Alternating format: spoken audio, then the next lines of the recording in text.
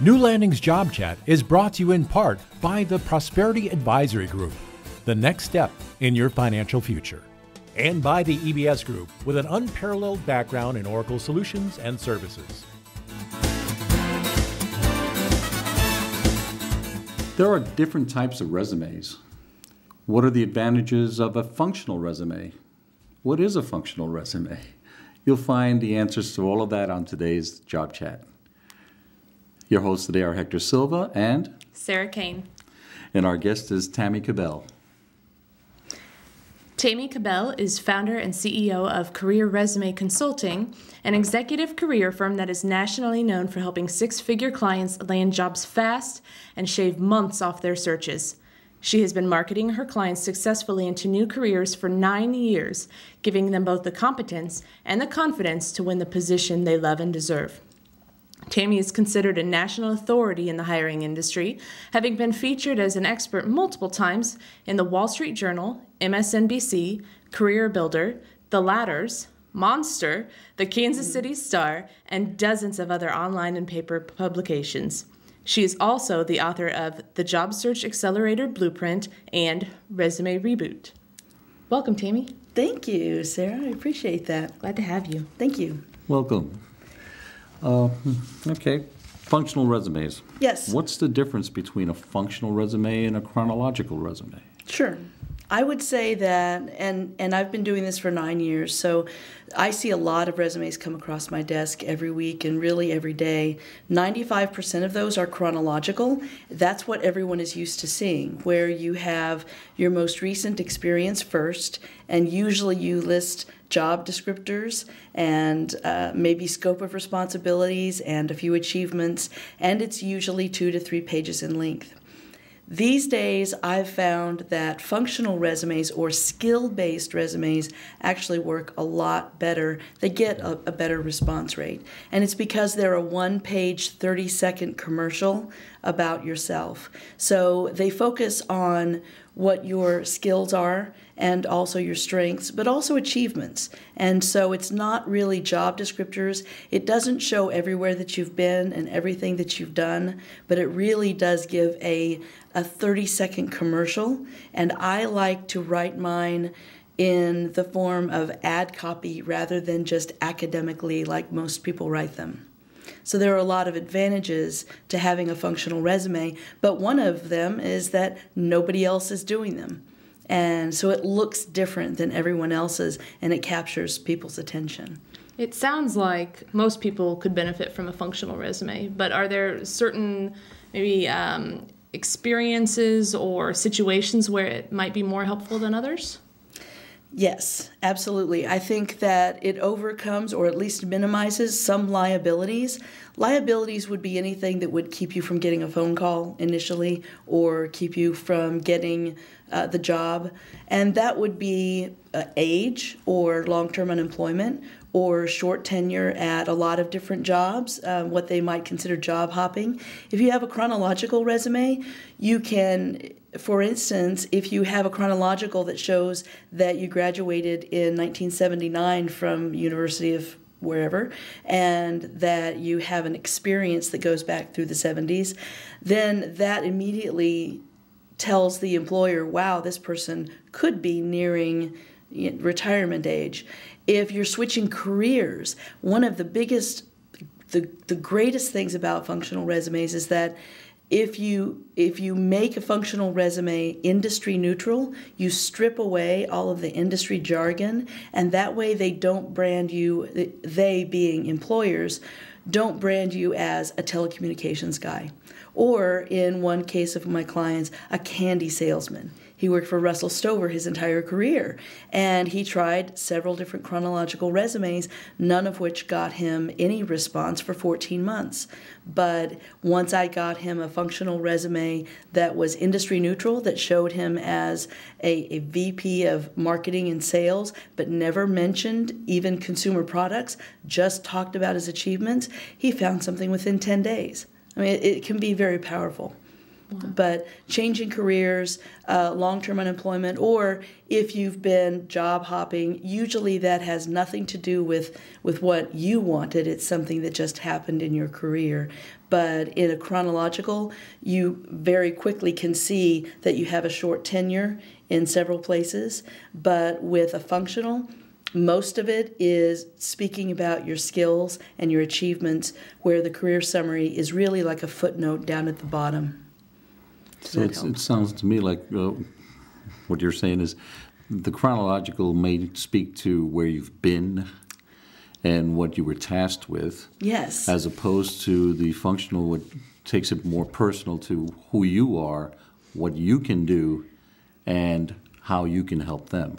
Absolutely, and it's very audience-based. So when you think of a chronological, a lot of times you'll see an objective statement at the top. That's a big no-no because people don't want to know what you want. Employers listen to the radio station WIIFM all the time, which is what's in it for me. And they want to know what can you do for them. So with a summary statement at the top of a functional resume, you can very easily state what your unique combination of skills and experience and achievements and education can do for them that nobody else can. And really how what you've done in the past can connect the dots into what you can do for them. Exactly, just like you were saying. So I heard you use the word achievements. Yes. So is that big in the functional resume? I usually like to make almost half of the entire functional resume, the bottom half, full of achievements.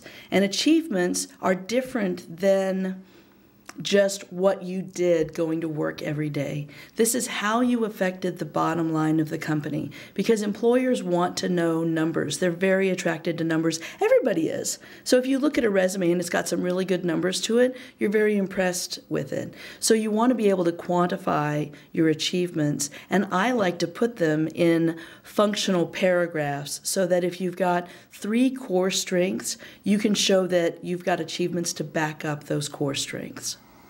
Based on your background and your achievements, and hopefully you have more than one. Yes.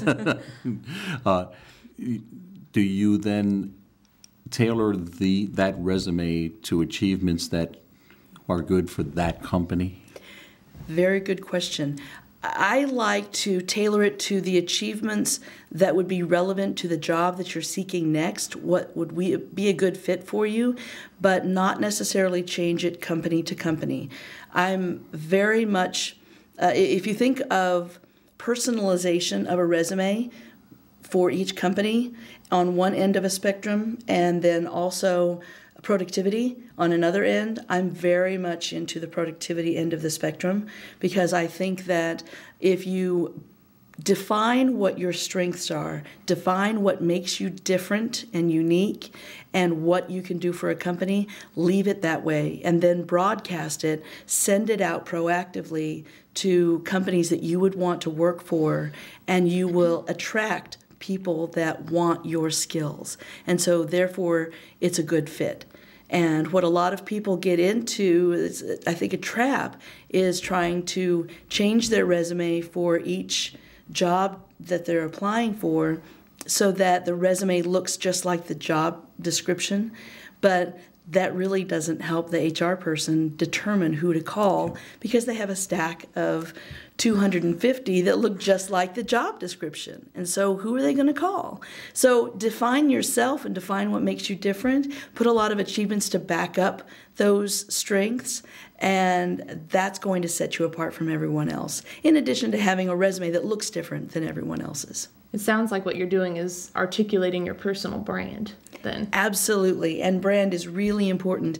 Brand is really nothing more than the perception of someone else about you. That's what a personal brand is. And it's just like branding a can of soup. I like to use, sometimes in my speaking engagements, I talk about 5-hour energy. If they were to just come out and say, we've got a new product and we're ready for a new challenge and we're we're ready to bring this out to market and we would like you to try it, nobody's going to try it. But if it's audience focused, if it's this is what you can take in the morning that's quicker than coffee and cheaper than a cup of coffee and very convenient, and it gives you energy for 5 hours, then people are going to take it. So your functional resume has to be very audience focused, and it does create your personal brand. And people are going to brand you or define you whether you like it or not. So employers will do that, and I say employers, it could be decision makers, HR people, recruiters, anybody that looks at your resume. They're going to define you as a candy salesman or a telecommunications guy or someone who doesn't have very much experience or someone who has a lot of experience and we're worried about them being really an older worker, those kind of things. So what you are able to do with a functional resume is build that brand yourself and create that perception that you want to create. New Landing's Job Chat will be back right after a word from our sponsors.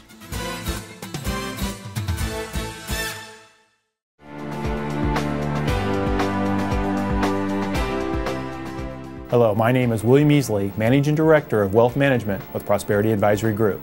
While under unemployment stress, there may be a temptation to become more conservative with your investment allocation. Recognizing how short-term problems can adversely influence your thinking about long-term goals can help you avoid costly mistakes. It's reasonable to expect that you may need cash and more liquid assets at your disposal as you assess your financial situation over a job loss. However, you must avoid selling long-term investments as a panic response to uncertainty. You may trigger an unwanted tax or generate an ill-timed loss. Conversely, being unemployed isn't the time to take a flyer on a hot stock tip, ratcheting up your risk level in hopes of a quick profit to make up for lost income. You may do nothing more than compound your cash flow problem. A reasoned and balanced approach is recommended. Start by seeking out a qualified financial planner, such as a CFP professional, who can help you assess your unemployment situation, suggest strategies for conserving wealth, and perhaps help you with ideas on how to best protect assets. It's important to sort out alternatives while structuring a plan around your short-term objectives and your long-term goals. Again, I'm William Easley with Prosperity Advisory Group, the next step in your financial future.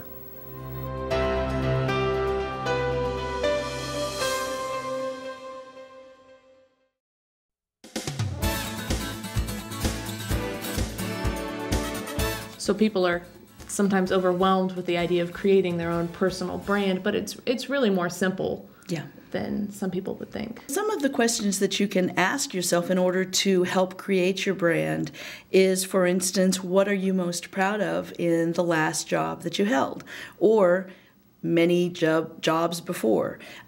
What did you do to set yourself apart? So think about what you did that made your bosses proud of you or other people proud. What made you proud? How did you take initiative? How did you do things that went above and beyond just showing up for work every day? Because that's what employers really want to know. They want to know, how did you take that initiative? What makes you better than everyone else? And really what you're doing with a functional resume is that you are positioning yourself as an investment and also as a safe bet, because you've done it before, you've got a lot of achievements. That's why quantifying a lot of achievements is really important. I really think that the minimum for a one-page functional resume should be about 6 to 8 achievements. And for my clients, I really like to see 15 to 20 achievements on that last half of the resume, because it's very much a machine gun effect of I did this and this and this and this, and it really is very impressive that way. And you have to take it down to the I, because if you say I was part of a team that did this, the question is going to be, well, what did you do as part of that team? That employer is not going to hire your team. They want to know what you did. So if you were part of the team, then how did you contribute? Did you substantially contribute to the team effort that led to this? Or did you lead the team? And I've found that the higher someone goes in a position, the more they're used to saying we versus I. And looking for a job is not a time to be humble. You really can't use we, because it needs to be I focused, what I did and how I Sure, contributed. because like you said before, you're marketing yourself. Yes. You take that brand that you've built and over years, and now you are marketing that brand. Yeah. And you don't market the brand by talking about other people's brands.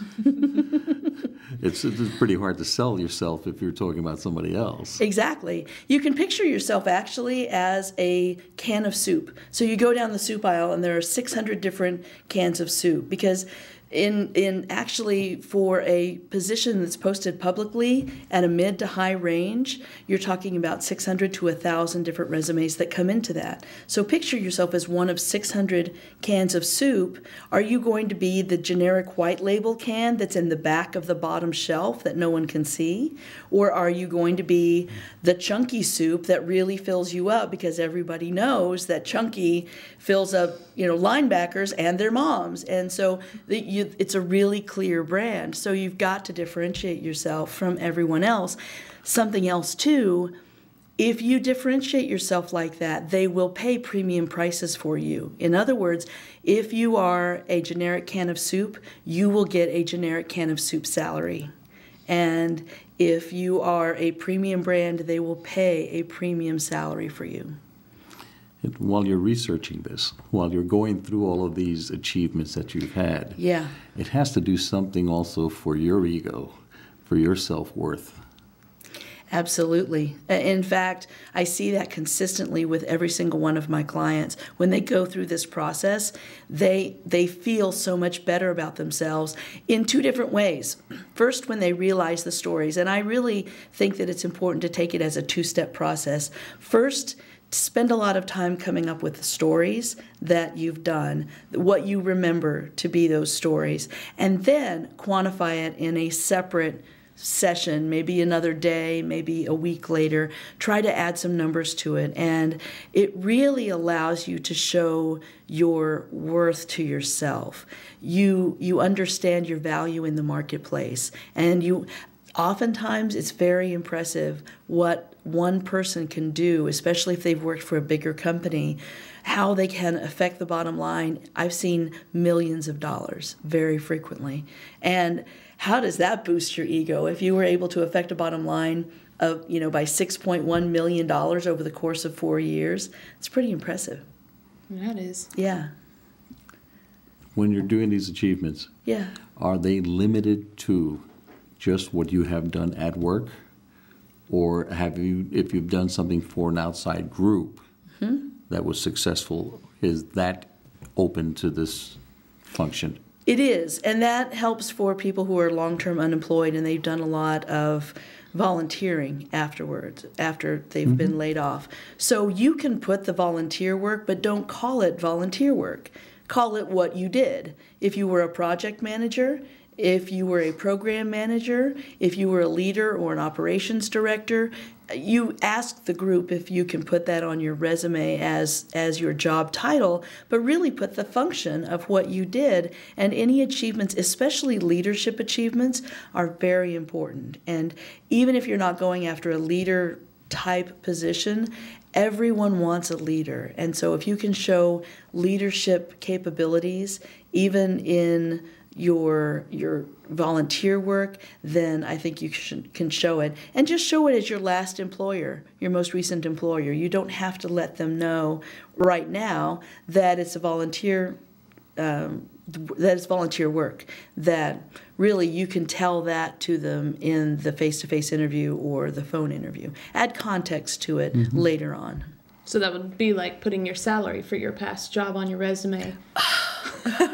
If you put that you were a volunteer, right? Yes. Right. Yes. So that's why you don't do it. Exactly. And I have seen salaries on resumes. Oh, goodness. Yes, I've seen it. So take it off. Take it off. Take it off, please. Yeah. We hear a lot out there, there's a big debate, obviously, about the different kinds of resume format and what should you use. And what would you say to someone who maybe is uncomfortable using the functional resume? Yeah. There are, from what I've found, there are two groups of people who don't really care for functional resumes, for the most part. And that's recruiters and HR people. And both of them want a chronological because they want to see in what order you did it. They want to see your full history because they would like to make more of a hiring decision about you based on that piece of paper versus just seeing a feature or a 30-second commercial where they have to call you. What I've found is that my clients will get a better response rate from recruiters and HR, and they'll call, the recruiter will call up and say, I don't want this functional resume, give me a chronological resume. But at least they got the call, and they were able to sell themselves over the phone with a backup chronological that they can give them. And isn't that what you want from a resume, a reaction? I like to think of looking for a job as baseball. It's just like baseball. You have to run all of the bases, and a resume is not there to get you the job. It's there to get you a phone call, and that's it. And as long as you get that phone call, it has done what it's supposed to do. And then the phone call, really the whole goal of the phone call isn't to get you a job because no one's going to offer you a job after a 30-minute phone conversation. And it's to get you a face-to-face interview. So you have to sell yourself to that face-to-face. Third base is getting the job offer, but you really don't win, you don't get that score until you've negotiated a package that's right for both you and the employer. And then when you start that job, that's when you reach home plate. Yeah, well, like you said before, your analogy of being an advertisement. Yeah. An advertisement in a paper or magazine doesn't sell the product. It gets you to the store where you can feel it, touch it, see how big it really is as opposed to the advertisement and so forth. Absolutely. It makes you take action, whatever that action is. And in fact, in the bottom of the summary paragraph, I like to put what marketing calls a call to action. In other words, say something like, let's have a conversation about what my abilities can do for you. Or if you're having difficulty landing those large accounts, let's have a conversation because that's my specialty. Something like that. And that gets them to take action more than just giving them a summary of your experience. What's the biggest payoff you've seen from a functional resume?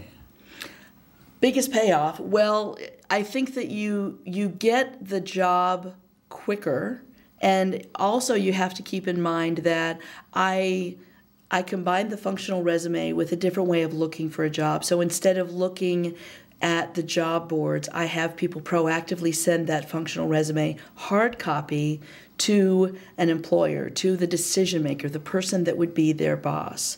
And so the biggest payoff that I've seen really is twofold. Number one, it pre-sells you. So when they read it, they know you can do the job. So when they call you, there's less of a selling job you have to do because they already know you can do the job. Now it's just a matter of, are you a good fit? Will you get along with everybody? And secondly, you get a lot more money.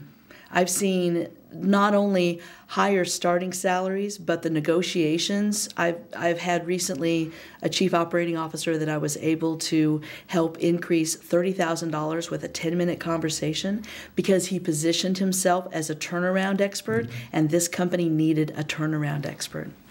And another one, someone positioned themselves as the marketing expert that can help this small business grow, and they were able to double their base salary, over double their base salary.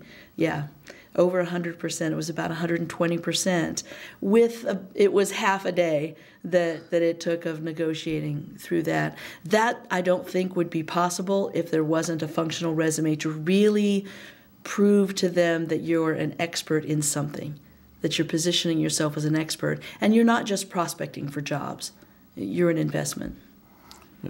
One of the trends these days is for applications to be put onto the resume by, the internet by your like a database. Yeah, database. Yeah. Well, they're preset questions that you're answering. Right. Is there a way you can answer those questions in a functional manner? That's really difficult, and that's why I'm not a big fan of going online and applying online. I like to bypass that and go straight to the decision maker, and finding those decision makers I find is easiest through an advanced people search in LinkedIn. And so that's what I recommend. From a functional standpoint and applying online, it's very difficult to do because oftentimes they ask you questions where you have to give a numerical answer and you have to show most of your experience, and you also have to give a salary range. I like, if you're going to have a range of a salary, then put the largest range you could possibly have. I mean, literally 60 to 120,000, because that question is only there to get you knocked out. And so you want to be included and have someone's eyes actually look at your resume. But the best way to do that is to send it to them hard copy, in addition to applying online. Well, Tammy, we want to thank you for giving us the advantages of functional resumes today. You're welcome. But if someone wanted to contact you for further information, where could they reach you? Sure. My main office number, they can reach me by phone. My main office number is 816-600-2478. What I suggest is going online to my website, because there are a lot of free resources there, and that's careerresumeconsulting.com. And I also have a seminar that I'm putting together, a half-day seminar on the secrets of how to get your resume in front of people, what to do once you have a great resume, how to actually go through the process, go through the interviewing and the negotiating to land the job. And that's happening September 20th and 22nd, and there will be more information on my on careerresumeconsulting.com pretty soon. Thank you. Wonderful. Thank you. You can hear more advice and information from Tammy and other guests by listening to past chats on our website at www.newlandingsjobchat.org, or just search for Job Chat on YouTube. Thank you again, Tammy. Thank you. And until next time, may your days be full of health, happiness, and success.